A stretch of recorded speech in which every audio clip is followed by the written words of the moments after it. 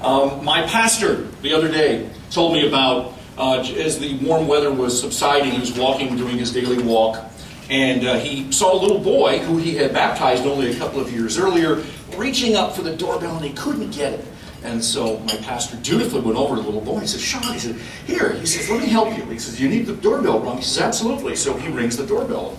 My pastor looks at him and says, is there anything else I can do for you? He says, yeah, run. Takes a second for that one to sink in. But that gets me to the first part of my speech today, which is that intentions are a double-edged sword. And we can start out as I talk about the lost art of cash and carry. And let's see here. Okay. The road to hell is paved with good intentions. We have all heard this before. And when I actually looked it up, it turns out that the original quote was, hell is paved with good intentions. But the road is just as well. It makes the point. And in many ways, this is a problem that we are facing right now in terms of finance. And that is that we have great intention, but what we've done is we've run up the credit card to a point where I don't know, maybe some of you in this room are aware. The truth be told, I was unaware to the extent, until I really started researching this, how badly we have gone astray. We have heard much in Washington, D.C. about debt reduction and blue ribbon panels and debate about reducing debt. They're moving deck chairs in the Titanic, ladies and gentlemen. They aren't even beginning to address the real problem, and I'm going to explain that to you now. Here's a quote. It's one of my favorites. The budget should be balanced, the treasury should be refilled, public debt should be reduced, the arrogance of officialdom should be tempered and controlled, assistance to foreign lands should be curtailed, lest Rome become bankrupt, the mob should be forced to work and not depend on government for subsistence. This is Marcus Tullius Cicero, who died in 43 BC. So you begin to get the idea that perhaps human nature is a problem, because we're going back a few years on this.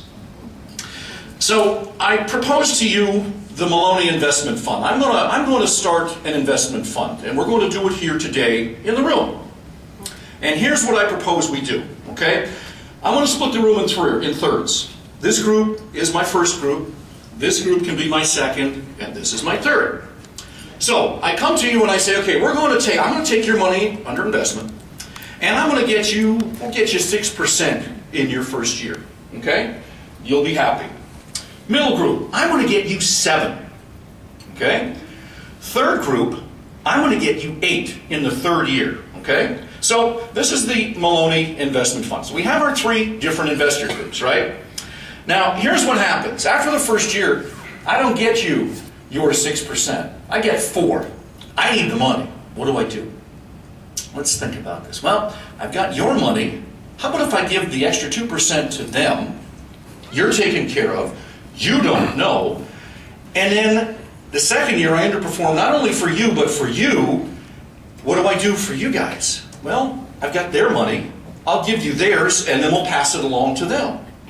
Now, if I continue to do that, okay, one pays the next pays for them. Here is my thought, and forgive me, I'm going a little slow here. After you figure out over here that you have no money and I've been paying you with that, what's the problem? Is there a problem here? What happens to me if I run the fund this way? By the way, would you buy a used car from this guy? I'd be joining Bernie Madoff in prison. Okay? What modern-day program is funded in the exact fashion that I just explained to you? Can anybody raise a hand and tell me? Social Security.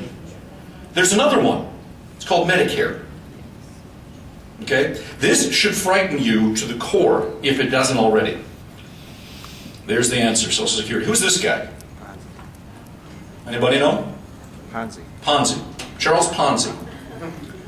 Now, the book written about Charles Ponzi says he was a charming, likable Bostonian who convinced himself that he had found a way to make himself and his investors rich using foreign exchange rates and international postage coupons, much in the same fashion that we just discussed here. Now, this was written about him, and this is from the book about Charles Ponzi, and you've heard much discussion over the last month or so about whether Social Security is a Ponzi scheme. So I started looking at it, and I said, okay, well, is it or isn't it? And the guy who wrote the book about Charles Ponzi said this: it's not a Ponzi scheme, and that Ponzi himself, who died in a hospital charity ward with only enough money for his burial, would never have recognized it as his own. Okay, it's Mitchell Zukoff wrote that, but he can have it his way. I suggest to you not only that I disagree with him, but to this gentleman right here. His name is James McTevia, and he wrote the book Culture of Debt, which is, by the way, on sale in the hallway here, and I highly and heartily recommend this book. In fact, the reason it's here today is because I think it should be, and I think it's good reading for everybody. His book quotes on the front cover, "Mommy, what comes after a trillion?" Now, Jim is the guy. Jim helped invent the turnaround business in this country, and he did it right here. If your company is about to go fins up, this is the guy you call to find out whether it can be salvaged or whether you need to go into bankruptcy. He spent 50 years, and he can pretty much look at a balance sheet, and he can tell you right out of the gate what the problem is and whether you're salvageable or not. I mean, that's how long he's been doing this. So I figure if there's anybody who understands debt and turnarounds and the problem that we face, it's this guy. And he wrote his book, and it's a very good book.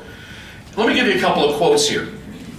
With Washington's endless appetite for new spending obligations and Congress's total distaste for paying the tab on programs that already exist, plus the impending implosion in unfunded Social Security, Medicare, Medicaid that have due bills, this national Ponzi scheme would be in danger of crumbling in the best of times. As we all painfully know, this is not the best of times. Living in the future has become the American way. From suburban neighborhoods to the halls of Congress, Americans have placed a lien on the lives of their children's children by gorging on debt. Americans, their institutions, and their government have jumbo mortgaged this country's future. The balloon payment lurking around the corner will be a day of reckoning unlike anything in the financial world history that we have ever seen. Now, what's he talking about here? Here's the problem. Most of us don't understand how bad the situation is. And part of the problem is that we're paying the interest on the credit card. We're not even paying principal now. We're just paying the interest, and we're borrowing from the Chinese to do so. So you ask the question, what happens when the Chinese just simply say, no, we're done? When they call our debt and they stop buying our debt, what happens? Well, it's financial Armageddon. So when they talk in Washington about all of this stuff, you go, what in the world are they talking about? They're talking about deck chairs and the Titanic. It's all about getting elected and reelected, and that's the tragedy. Now, here's another interesting statistic. Did you know that the most that you can get from Social Security this year is $2,346 a month, or $29,000 a year? That's it. That's capped. But the average person only gets $1,100. Now, for many people, unless you consider Social Security beer money, if that's what you're going to live off of, what's the standard of living? Not very high.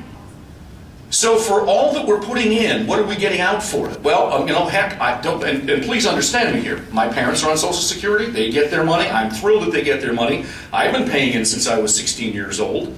I'd sure like to get some of my money back. But as we look at this, what do we really get for our money? This is something else that many people don't understand. And I said this once at a forum in the city, and was accused of being a rugged individualist, which I actually wore with a sort of badge of honor, because I said that Social Security isn't meant to be your sole means of support in retirement. This is the social, if you get that statement you get every year that tells you what your projected Social Security benefit, that little green and white printout that you get, if you read it, this is what's in there. The three major elements of your retirement portfolio are benefits from pensions, savings and investments, and Social Security benefits. This is how it's supposed to be. When you hear the discussions in Washington, D.C. about Social Security, do you ever hear anything about this? The answer is no. The unfunded Social Security debt obligation as we stand here right now is 14 trillion with a T. Trillion. So in a word, it's broke. Okay? This is unsustainable. You cannot do this. A stack of $14 trillion takes you 950,124 miles, or to the moon and back twice. Okay? Now, let's think about this for a moment. This is just Social Security. We're not talking about Medicare and Medicare Part D, which we just instituted. And guess what? They dwarf this. The unfunded U.S. obligation right now, as we stand here, is growing as we stand here, is $111 trillion. And these are government numbers. This is a government number. Did you ever hear a politician in Washington ever discuss this number? You didn't, and you won't, because they have no idea what to do with this, and they can't get reelected because the cuts that are going to have to be required to take care of this are so vast they'll never get reelected. Now, let's go back to Jim McTevia. There's a phrase, cash and carry, that almost every living American has either not heard in a very long time or has never heard. This is not a quaint fact, it's a sad fact. Handy, though, in explaining what went wrong in our society and how generation theft took hold. Because that's what this is. This is stealing from our grandchildren and our great-grandchildren. All of the spending that's going on right now is vote buying. And we've got to stop this. And remember that Congress is a reflection of us. Now, let's think about the car companies. The car companies just went through quick rinse bankruptcy. It's the first thing they did. They jettisoned health care and they stopped paying on their pensions because they can't afford it. They're unsustainable. So if the car companies had to do that and the government forced them to do that, well, who's in the halls of Congress saying, guess what, guys, we need to do that too? They haven't, they won't, and unless we force them to, it'll never happen. Thankfully, you're talking to young children and perhaps the next generation. If given the message that that you teach them, perhaps the children can change this. Wild-eyed spending is sold on the basis of compassion and national security. And I ask this question, which is more compassionate or makes our nation more secure? Balanced budgets based on cash and carry, or the current ticking time bomb of debt? From where I stand, the change that ends this insane cycle starts in this room. Teaching basic economics, budgeting, wants versus needs, pay as you go. Maybe one day the children will get to Washington and instill some insanity. So, inasmuch as I'm probably scared most of the room half to death, that is my presentation this morning. Thank you very much for listening.